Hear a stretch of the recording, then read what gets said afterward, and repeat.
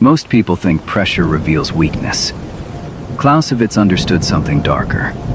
Pressure reveals who was already being controlled. The person who panics when the room turns against him is not losing because the situation became dangerous. He is losing because everyone can now see where his mind can be pushed. Watch what happens in a boardroom when an executive suddenly receives bad news. His voice rises. He explains too much. He starts defending decisions nobody has attacked yet.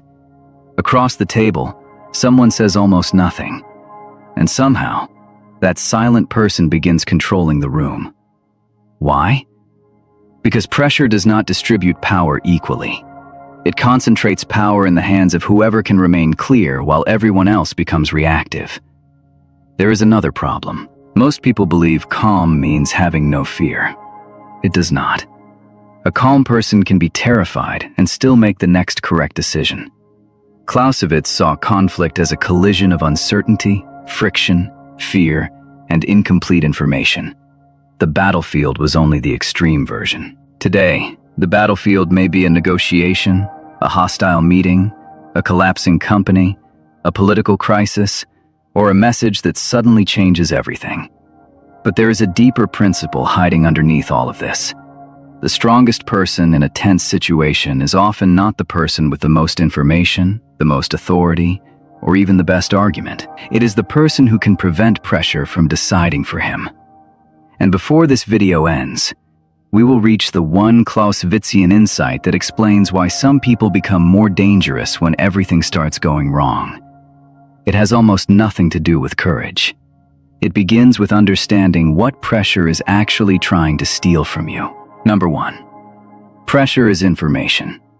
When pressure arrives, most people treat it as an enemy. Clausewitz would have recognized the mistake immediately. Pressure is not merely an obstacle, it is information. A sudden deadline tells you what someone values. A raised voice tells you someone has lost control.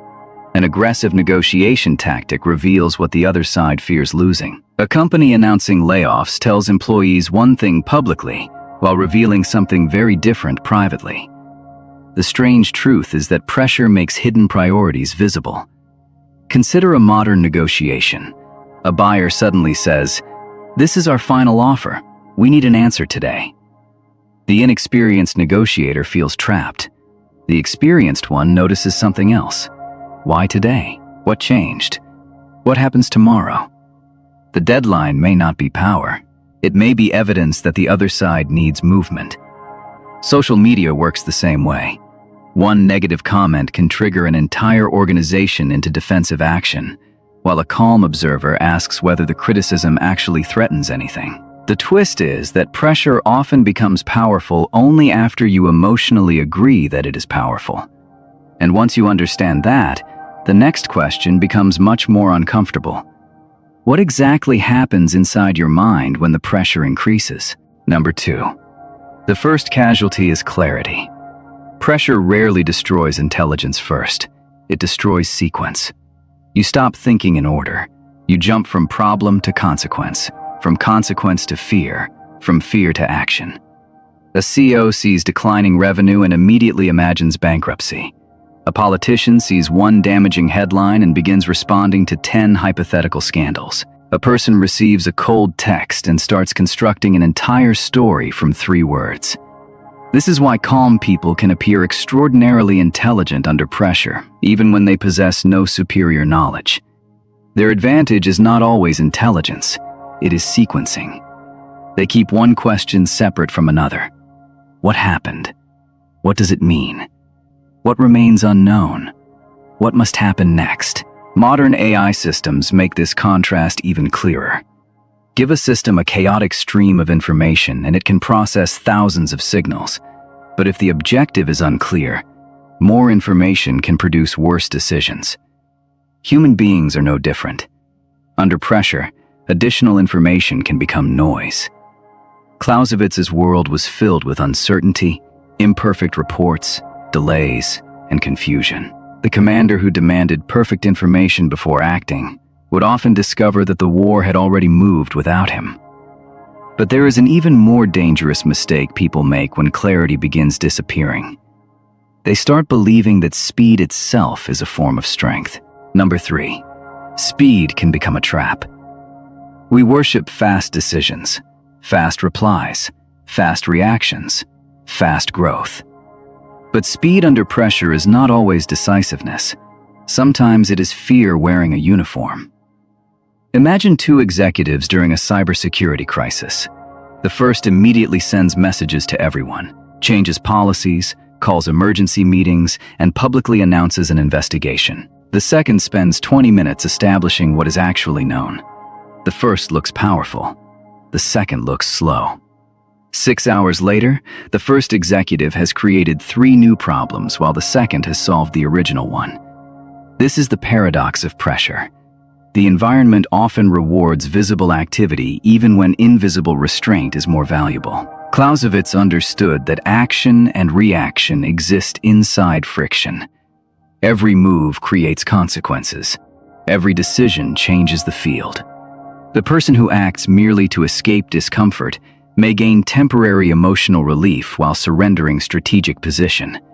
The calm person is willing to experience the discomfort of waiting, not because waiting is always wise, but because he refuses to let anxiety choose the timing.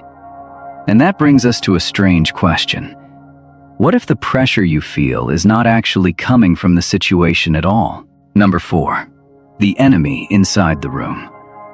Imagine a negotiation where the other side suddenly becomes hostile. They interrupt you. They question your competence. They suggest that you are wasting their time. Your instinct is to defend yourself. Now imagine something else. Imagine they are testing whether you need their approval. Suddenly, their behavior looks different. Their insults are no longer merely insults. They are probes. This happens everywhere. In politics, opponents provoke emotional reactions because emotional reactions create usable evidence. In business, competitors announce aggressive moves that may be designed as much to influence perception as to change the market. Online, outrage is often amplified because platforms reward emotional activation. The person who can provoke you can often predict you. That is the hidden relationship between emotion and strategy. You do not need to manipulate anyone to understand it. You only need to notice when someone else is attempting to determine your emotional tempo. Because once they control your tempo, they begin influencing your decisions without ever giving you an order. But there is a psychological experiment hiding inside this idea, and it reveals something most people never notice about their own behavior. Number 5. The 20-second test. Imagine you walk into a room and discover that everyone has already heard something negative about you. Nobody explains what it is. People look at you differently. One person checks their phone. Another becomes unusually quiet. You have 20 seconds before someone asks you a direct question. What do? Most people begin filling the silence. They explain. They joke. They ask what happened. They try to repair their image before anyone has actually accused them of anything. Now imagine another person enters the same room. He notices the tension. He says nothing about it. He sits down. He listens. When the question finally comes, he answers only what was asked. The room slowly reveals itself. This is the pattern. Interrupt. The person who refuses to immediately relieve tension gains access to information that the anxious person destroys by reacting. Silence creates observation time.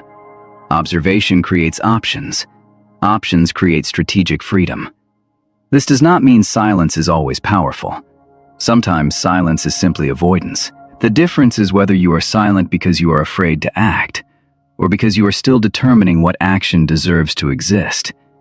And now the pressure begins to reveal its real purpose.